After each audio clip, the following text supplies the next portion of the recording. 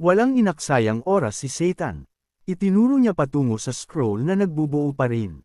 Ang kanyang boses ay puno ng pagmamataas. Ipinaliwanag niya na ang scroll na ito ay hindi lang isang gantimpala. May hawak ito ng authority ng Abyss. Ito ay ang scroll para sa isang class transfer upang maging isang sovereign of the Abyss. Ang kanyang tingin ay nakakulong kay Bai. Ang mood ay lumipat. Nagsalita si Satan sa isang tono na halos tunog tulad ng respeto. Sinabi niya na ang pangalan ni Bai ay maaalala sa buong walang katapusang mundo. Ang pagsubok na tinapos niya ay isang bagay na kinatatakutan pa ng mga Diyos na subukan. Nakikinig si Bai ng maingat, ngunit ang isang bahagi niya ay hindi nakakaramdam ng kasiyahan. Nag-iisip siya pabalik sa kanilang labanan. Alam niya sa kanyang puso na hindi niya kailanman tunay na natalo si Satan. Ang lahat ay pakiramdam na nagpunta ito sa paraan na plano ni Satan. Iniling ni Satan ang kanyang ulo at pinaalala sa kanya ang isang mahalaga na bagay. Ang pamamahala lamang na talunin si Mechanthot ay nasa labas na ng karamihan. Ang laban na iyon lamang ay nagpapatunay sa lakas ni Bai. Ang mga salita ay nananatili sa kanya.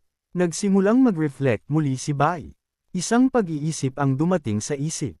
Isang piraso ng puzzle ang nahulog sa lugar. Naiintindihan na niya ang isang bagay malinaw. Ang Lord ng 500th floor, si Agars ay hindi kailanman isa pang kaaway.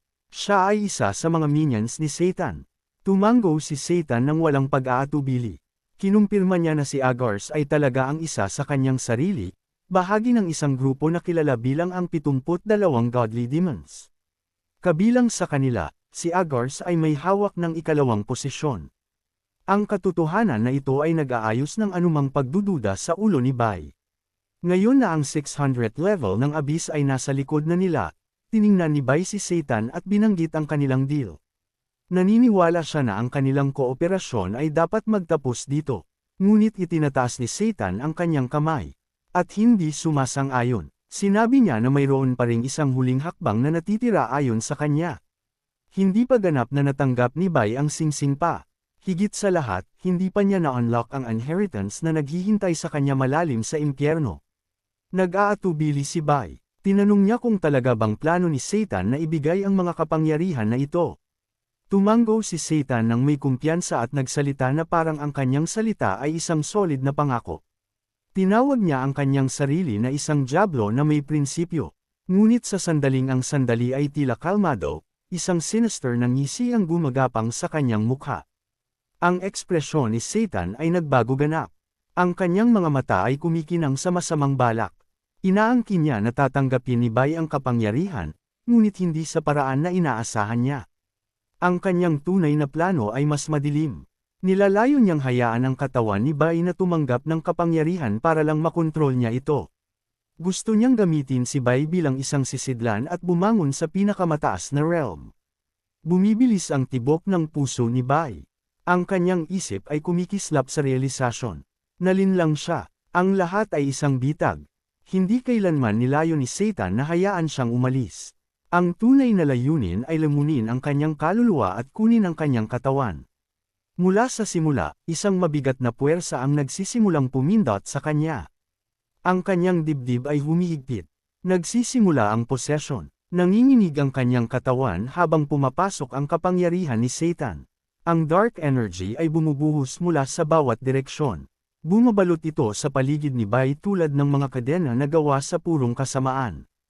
Ang hangin ay nagiging makapal at nakakabigla. Ang boses ni Satan ay umalangaw, puno ng kabaliwan at kasiyahan.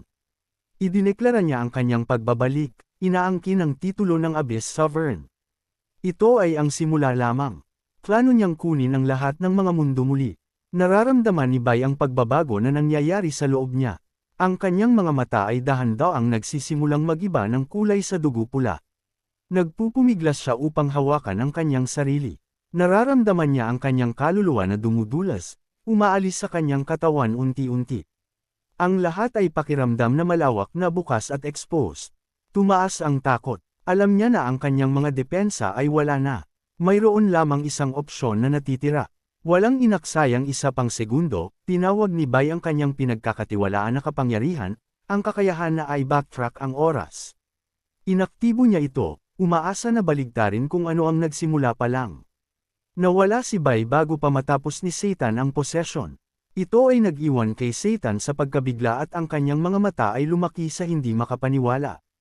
Hindi niya maintindihan kung paanong ang isang kaluluwa ng tao ay dumulas lamang mula sa kanyang hawak. Hindi ito dapat posible. Bumubuo ang pagkalito at galit sa loob niya. Nabigo ang kanyang perpektong plano. Sa isang kurap ng mata, bumalik si Bai sa isang mas maaga na sandali. Natagpuan niya ang kanyang sarili muli sa punto kung saan nalinis lang niya ang 600th floor. Ang mundo ay pakiramdam na pamilyar. Ang madilim na bato, ang kumikinang na scroll, at ang walang laman na katahimikan ay lahat bumabati sa kanya tulad ng mga echoes mula sa isang alaala. Sa pagkakataong ito, si Satan ay sealed pa rin sa loob ng singsing. Isang maliit na hininga ng relief ang nakatakas sa kanya. Ang kanyang kaluluwa ay pakiramdam na hindi nagalaw. Ang lahat sa loob niya ay matatag at kalmado. Ang hourglass of time na nakaugnay sa kanyang kaluluwa ay nagligtas sa kanya. Ang bond na iyon ay nagbago ng agwat. Nabigo ang hawak ni Satan na abot sa harang ng oras. Naglakad siya patungo sa nagbubuo na scroll muli. Ang kanyang mga hakbang ay maingat. Ang kanyang mga kaisipan ay nagpapahinga sa kung ano ang nangyari lang. Walang patunay na si Satan ay wala na para sa totoo. Posible na itinago niya ang kanyang sarili muli, naghihintay para sa isang bagong pagkakataon. Ang kawalan ng katiyakan na ito ay nagpapahina kay Bai. Itinaas niya ang kanyang kamay at tiningnan ang singsing. Nakatayo pa rin ito ng tahimik na walang tanda ng buhay. Nagsalita siya ng mahina, sinusubukan ito, umaasa kay Satan na sisigat, ngunit walang boses ang dumating. Walang galaw ang gumagalaw, katahimikan lamang ang nananatili. Nag-iisip siya ng husto tungkol sa kanyang susunod na galaw. Ang pagtitiwala sa katahimikan ay magiging isang mapanganib na risgo. Ang singsing ay palaging ang bagay na ginamit ni Satan upang itali ang kanyang kaluluwa sa buhay na mundo. Ang pag-iwan nito ng buo ay maaaring magdala ng sakuna mamaya. Ang kanyang desisyon ay nagiging malinaw. Hawak ang singsing ng mahigpit sa isang kamay, binago niya ang kanyang ibang kamay sa isang matalim na claw, naghahanda na durugan ang singsing para sa totoo. Ngunit bago pa niya ito wasakin, isang bagay na hindi inaasahan ang pumuputol sa kanya. Isang magical screen ang lumitaw sa hangin. Nagpapakita ito ng detalyadong impormasyon tungkol sa singsing. Ang pangalan, ang mga kapangyarihan, ang mga kondisyon ay lahat lumitaw malinaw. Ito ay tinatawag na King of Hell Ring, nakakonekta sa demonyo na si Solomon. Sa ngayon, ang tunay na kapangyarihan ng singsing ay nakakulong. Karamihan sa kanyang lakas ay sealed ng isang sirang harang. Tanging sa pagkolekta ng mga kaluluwa ng 72 demon gods lamang maaaring alisin ang seal hakbang-hakbang. Ang singsing ay nag-aalok ng boost sa lahat ng attributes. May hawak ito ng isang bihira na kakayahan, ang kapangyarihan na magbukas ng isang gate to hell. Ang portal na ito ay maaaring gamitin upang maglakbay pabalik-balik, ngunit lamang isang beses bawat 10 araw. Gayunpaman, karamihan sa kanyang mga tampok ay nananatiling hindi maabot, nakatago sa likod ng mga nawawalang kaluluwa. Ang mensahe ay nagtatapos sa isang matapang na linya, ang singsing ay nilayon para sa isa na nangangahas na umupo sa trono ng Hell King, ngunit lamang kung ang mga nawawalang kapangyarihan ay natipon muli. Nagbigay si Bai ng isang buntong hininga. Ang singsing sa kanyang kamay, bagaman puno ng potensyal, ay malinaw na sirang at sealed. Nakikita niya ito bilang isang depektibo na item.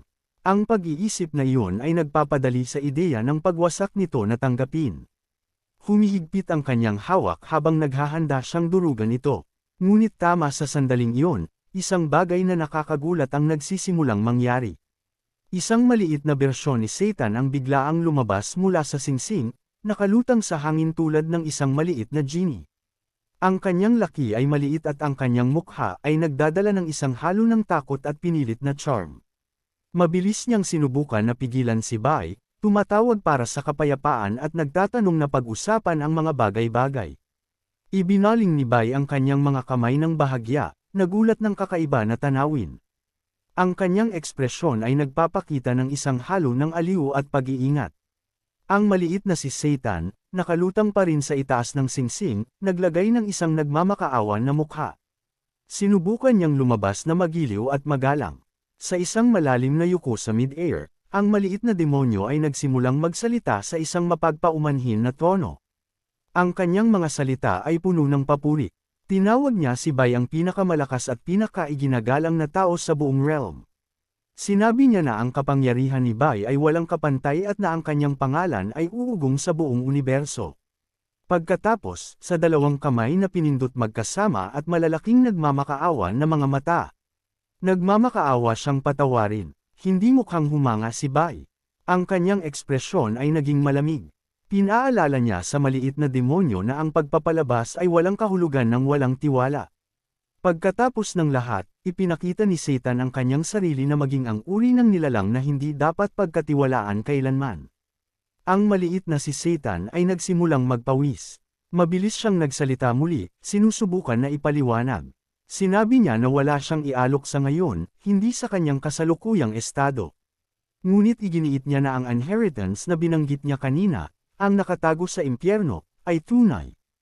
Hindi ito kailanman isang kasinungalingan. Ikinross ni Bai ang kanyang mga braso. Tinawag niya itong isang walang laman na pangako, wala nang higit pa sa isang trick. Ang maliit na demonyo ay nagpanik ng mas marami. Itinuro niya na dapat kayang madama ni Bai ang katotohanan sa kanyang mga salita.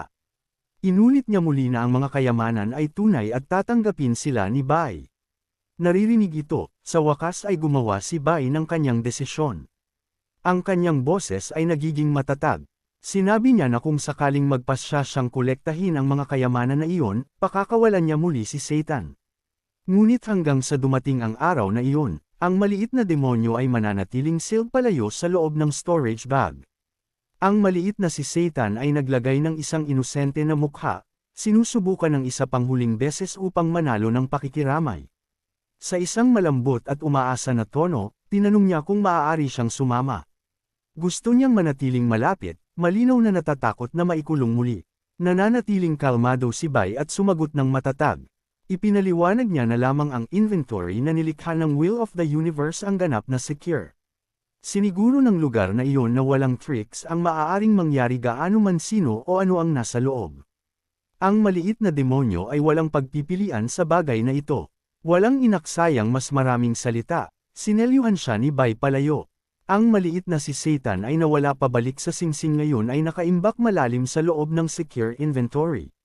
Sa naayos na iyon, bumalik si Bai sa kumikinang na scroll. Ang huling mga piraso ng dark energy ay sa wakas ay nagtipon magkasama. Ang scroll ay lumulutang ng malumanay sa hangin, solid at handa. Isang maliwanag na flash ang nagkukumpirma ng tagumpay. Inanunsyo ng sistema na ang scroll ay ngayon ay ganap na kanya. Ito ang ikalawang SSS rank class transfer scroll na kanyang natanggap. Pagkatapos ay ipinapakita ng sistema ang buong detalye. Ito ay ang Abyssal Overlord Scroll. Ang class na ito ay pag-aari ng pinakamalalim na bahagi ng Abyss. Kinakatawan nito ang katapusan ng lahat ng bagay. Inilarawan ng scroll ang Abyss bilang isang lugar na puno ng kabaliwan at walang katapusang karahasan. Ito ang madilim na puso ng universo, isang lugar na kumakain palayo sa lahat ng bagay. Maging ang mga Diyos ay nananatiling malayo, at hindi man lang maabot ng Will of the Universe ang ilalim nito. Inilista ng scroll ang mga class change requirements. Ang tao ay dapat na hindi bababa sa level 10 at dapat na nalinis ang full Abyss trial.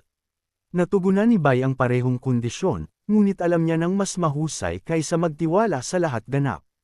Nag-iisip siya ng maingat. Ang regular inventory ay maaaring hindi kasing safe tulad ng tila. Ang ilang mga bagay ay mas mabuting nakakulong magkasama. Nagpasya siyang ilagay ang scroll kasama ang Calamity of Living Beings, isa pang mapanganib na item na dala niya. Ang kanyang susunod na layunin ay nagiging malinaw. Kailangan lang niyang tawagin si Lord Leo at kumpletuhin ang final quest.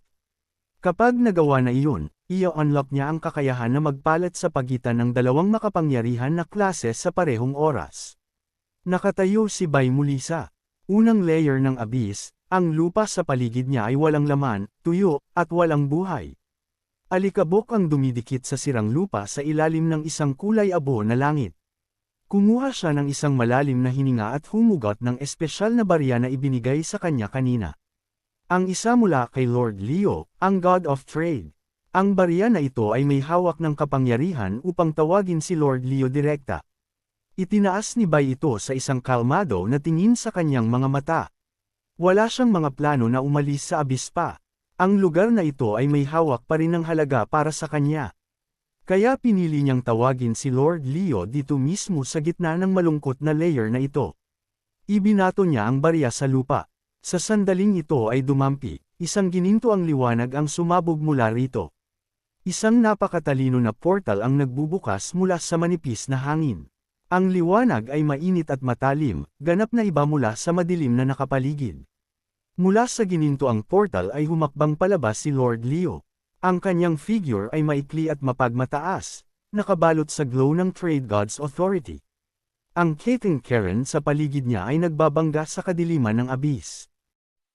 Like, comment, share, and subscribe naman dyan mga ito go. Maraming salamat po.